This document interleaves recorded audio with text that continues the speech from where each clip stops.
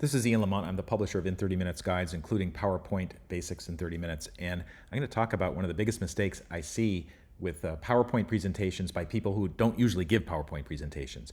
And here's a sample PowerPoint presentation. And you can see as I'm scrolling through the sidebar on the left here, notice anything funny about this?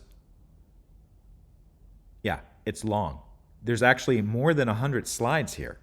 And I've seen presentations, particularly by people who are very technical or sometimes engineers. And these slides, there must be more than 100 slides there. And basically what the presenter is trying to do is they're trying to do a data dump of everything. And unfortunately what happens is when you have too many slides that are conveying too much information, especially technical information, it starts to get pretty confusing for people. Like especially if there's lots of numbers or something like that.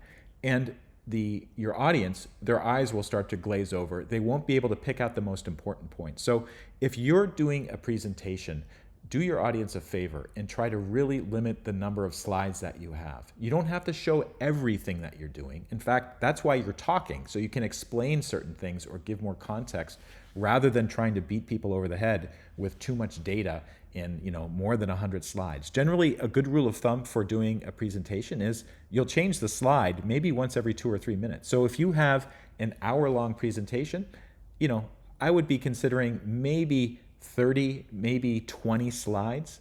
That would be the absolute max I would have. Not 100, but I see people with more than 100 slides in like an hour or 90 minutes or something. That's like changing a new slide once a minute, and that's just too much. If this video helps, please take a moment to like it, follow me, and I'll see you next time.